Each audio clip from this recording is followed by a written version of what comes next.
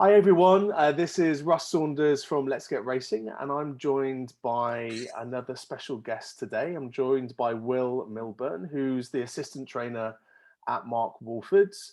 Now, Will, thank you very much for joining us.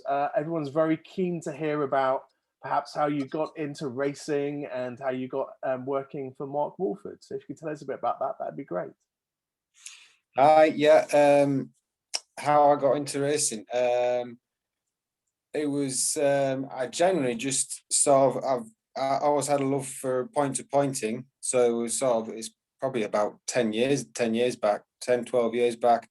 I had a love for pointing really, and I wanted to ride pointing. So I sort of started riding out for a couple of different trainers just to get a bit of experience. So I worked a little while for Noel Wilson, and then after I worked for about 2.5 years for Tony Coyle, and then I sort of got going pointing a bit more, and we actually bought a horse to point off Mark and Tim and Jill. So we sort of ended up bringing him to the yard to sort of to gallop him, and it sort of went from there. And then I'd sort of decided I'd sort of go into racing full time, because I was sort of doing it all a bit part time, and Mark offered me a job, and so I've been there about 7 years now. 7 years, it's a good while. Yeah, it's been good. It's flown by. So what job did you start doing when you came to the yard, and tell us a bit about how you rose to be the assistant? Well, before I came to the yard, I was working part-time for Tony Coyle, and I was actually working part-time in a sports warehouse as well. So I was sort of mixing the two jobs, and then I bought a house, and I thought I'd probably better do one full-time job would be more sensible. Sure. So obviously Mark offered me a job, I sort of been there a long time, and I felt like I'd just like to progress on to the next sort of step. And I asked Mark if it was an option, and he seemed really keen. He seemed really keen to do it. So yeah, I got a new job. You got a new job. And so tell us a bit more about the job. So as his assistant, what sort of stuff are you responsible for? How do you and Mark divvy up the duties on a day-to-day basis? At the end of the day, Mark's in charge, and sort of whatever he decides is final. I sort of give him my input, my opinion, or sort of on the different horses, or where I think they might want to go, what they might want to do. And as well, around the yard, if I think there's, if I notice anything with any of the horses, any nicks, or maybe think there's something maybe not quite amiss, or maybe we should try something different, I'll maybe suggest that to Mark, and he'll take that on board. It's just sort of an extra set of eyes, maybe just a different opinion, and as well, when Mark's away, so today Mark was up at Ayr. We had 2 runners up at Ayr. So I was sort of organising everyone, making, just telling everyone what they were doing on the gallops, and organising the lot board. And we had some entries and declarations to do this morning, so I sorted all them out as well. Okay. Yeah. And what's your favourite part of that new job? It's kind of nice to have a bit more responsibility. I can see why it can be very stressful for Mark, but I sort of probably deal with a fraction of that. But it's nice to have an input on sort of what they might be doing, or work wise, and sort of what races they can run in as well. Okay, so and then the flip side of that. What's the least favourite job that you sort of lands on your plate in the yard? I wouldn't say there's anything terrible so far. I couldn't say there's anything terribly bad. All I'd say is sometimes if there's not quite sure sort of on a decision on what to maybe do with a horse, I could probably see how it can be a bit stressful for Mark. But apart from that, no, it's all been okay so far.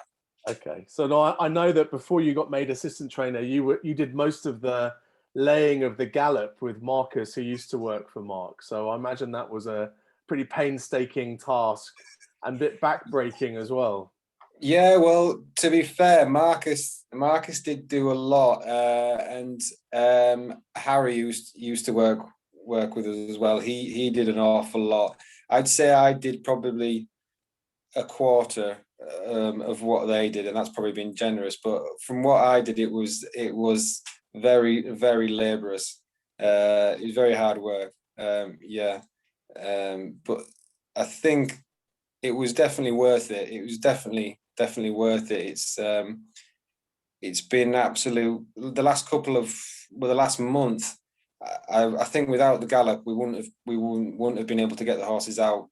About the best part of the last month, the last week or so, the weather's really improved. But I know a lot of people around us, a lot of people have really struggled because their gallops have been frozen and the snow. But we've barely missed a day, and it was definitely worth having put in. Okay.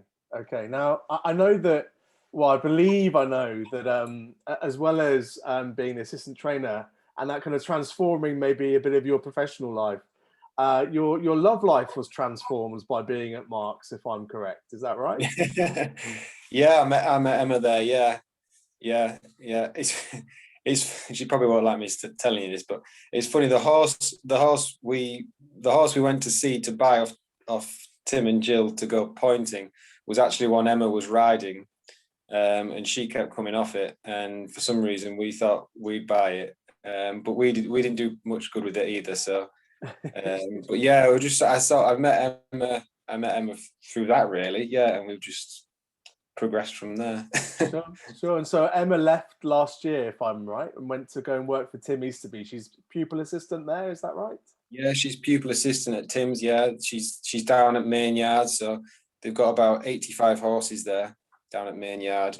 I think they have two. I think they have about 200 altogether Wow. at Tim. But that, yeah, she's sort of part of the team in the Main Yard, so they've got about 85 horses to keep an eye on.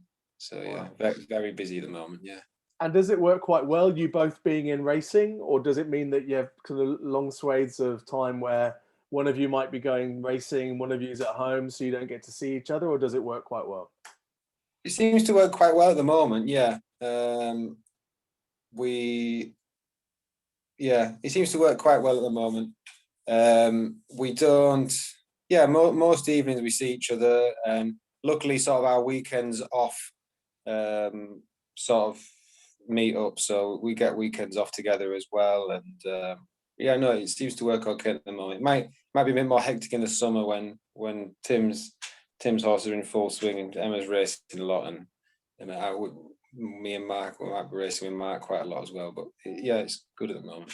Sure, sure. And you were telling me before we hit record that you've got a big interest in point to pointing, and obviously Yes. you went to look at a horse that Emma was falling off quite a lot. It didn't do any better with it. But do you and Emma still have an interest in point to pointing?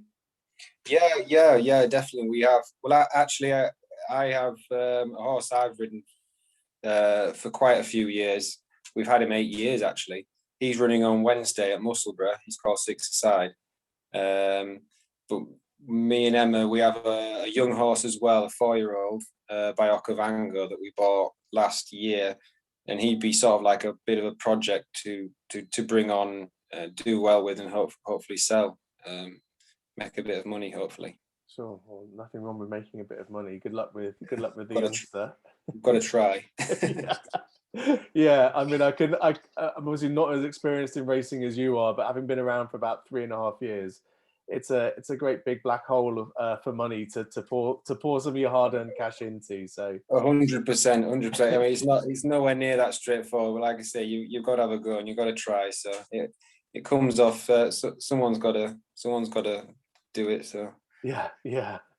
Well, good luck with your youngster, and then finally maybe moving from your horse onto ours. So our Resolute. Can you tell us anything about what she's like at home, what she's like to ride or be around?